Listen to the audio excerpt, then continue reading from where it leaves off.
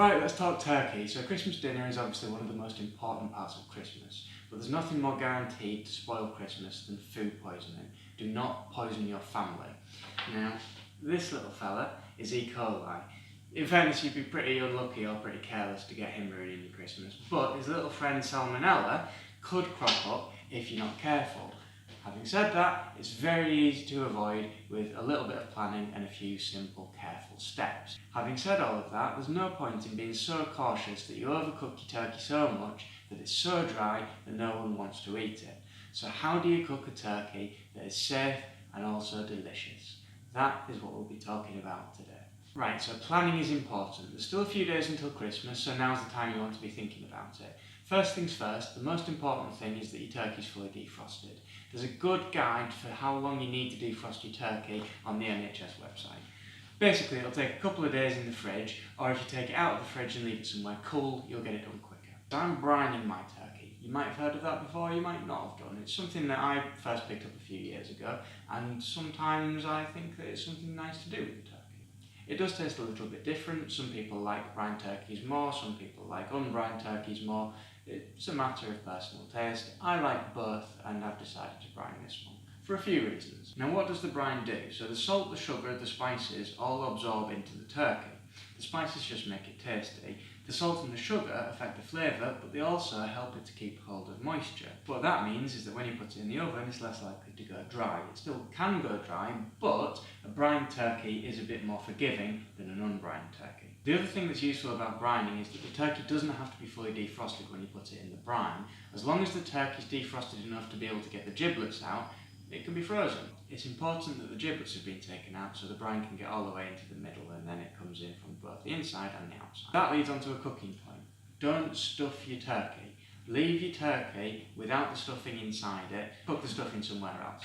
You want the hollow cavity in the turkey so that hot air from the oven can get inside it and it'll cook from the inside and the outside. Otherwise, if it's only cooking from the outside, it'll be overdone on the outside before it's cooked in the middle. So I'm following Nigella Lawson's recipe. You need to measure out the salt and the sugar fairly accurately. The odd gram either way isn't going to make a big difference.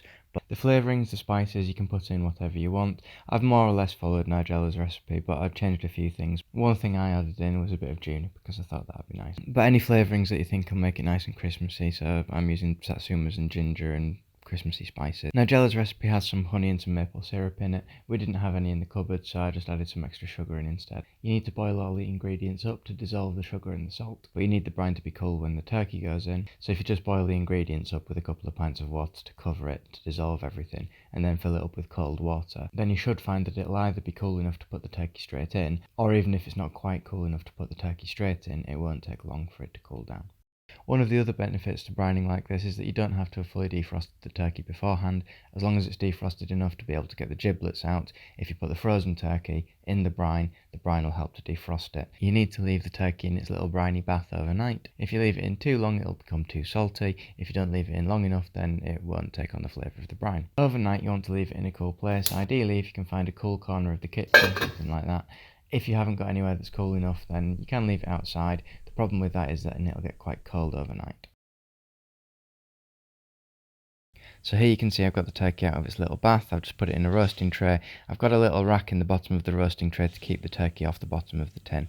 If your tin doesn't have a little rack to keep the turkey off the bottom, then you can just use some onions or vegetables of some sort. Okay, so I like to do the turkey this way around for a couple of reasons. Firstly, the breast's on the bottom. That means that it's insulated by the rest of it basically, so it doesn't dry out quite so much. It's also basted by the rest of the turkey because they're on the bottom, so naturally the juices drip down through it. The other thing that's really important is that it keeps the legs tucked in, so it keeps it more like one piece of meat. That stops the legs from drying out, and it also stops the bit of breast at the leg end from drying out as well. Remember, throughout this you're going to be handling raw turkey, and even if you cook it well, then if you've not been washing your hands, then you can still get food poisoning. So whenever you've been touching the raw turkey, make sure you wash your hands. After you've touched the raw turkey, make sure you're careful not to touch anything else because you can transfer bugs to it, and then wash your hands. If you do touch anything else, if you use any utensils, make sure you wash them, and if you're using any surfaces, then make sure you wipe them down with some sort of antibacterial. But the most important thing is to know when your turkey's cooked. It sounds obvious to say no when your turkey's cooked, but if you're not used to cooking turkeys, and let's face it, most of us cook turkeys once a year, then it can be easier said than done. And when you look at cooking times, it varies so much from place to place. Nigella says that my turkey should be done in just under 2.5 hours. Jamie says something similar. The NHS website says over 3.5 hours. So how do you know? Well, that's the key. The cooking times are just guides. It's going to depend partly on your oven, it's going to depend on your turkey, it's going to depend on the temperature when you put it in. The key is knowing when it's done. Using the cooking guides as just that, a guide. Know when to check it and know when it's done. The old-fashioned way of doing it is to poke the turkey with a skewer in one of the deep spots, squeeze it and see what colour the juice is. If the juice comes out clear, it's cooked. If it's pink, then you need to cook it a little bit longer. That is a good way of doing it, but this really is one of those cases where technology is the answer. This is the key. It's a meat thermometer. Basically, you can stick that in instead of your skewer, stick it in the deep spot and see how hot the turkey is and see if it's cooked. That's the best way of doing it. If you haven't got one of these, go and get one of these. This is the best way of making sure that you can cook your turkey to be cooked and safe, but also delicious. Let's get back to the turkey. It's been in for just over 2 hours now, so let's take a little look at it and see what temperature it is inside. Looks good, smells good.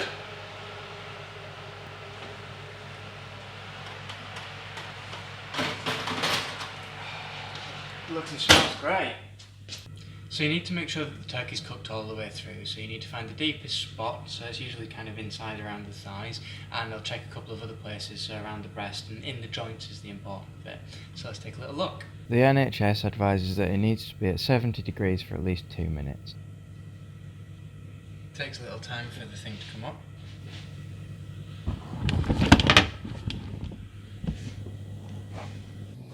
Don't just check one spot, because it might be cooked in one spot, but that doesn't mean it's cooked everywhere, so check it in a few of the deep places and joints. As you can see, my turkey looks nicely cooked. It is mostly cooked, but there is a little spot under 70 degrees, so it needs to go back in the oven for a little while. Right, take two. There we go. Right, so what have we got?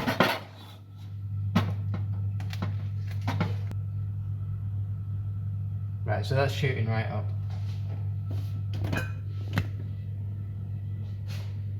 When I took it out the second time, it had gone to over 80 in most places, so I had actually overcooked it slightly. I think it was around here, it wasn't quite... Oh wow, look at that. I think it's probably because when I put it in the oven, the turkey was still a bit colder than I wanted it to be.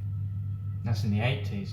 Which just means it takes longer to warm up in the middle, so it can be a bit overcooked on the edge by the time it's cooked in the middle.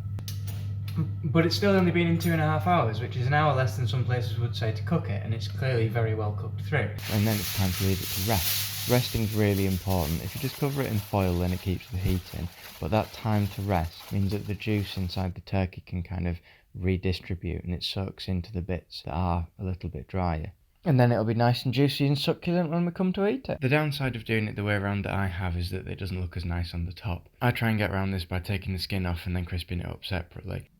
It doesn't look quite as majestic as a nice browned bird, but I think it still looks quite cool and it's very tasty and the skin goes nice and crispy. I've got a bit of an abrupt end there, sorry about that. There was some footage of me carving the turkey, but my battery ran out, so it kind of all died and got lost. Hopefully you've got the point of the video. Turkey can be safe and delicious. Important things to remember: make sure it's fully defrosted. You need to be thinking about that in advance. Have a look at the NHS website for that. If you're brining the turkey, it's okay for it to be frozen when it goes in the brine, as long as the giblets are out of it and the brine can get into the cavity. Make sure you get the turkey out nice and early so it's got enough time to get up to room temperature. That way it gets up to the cooking temperature in the middle earlier, so it cooks more evenly.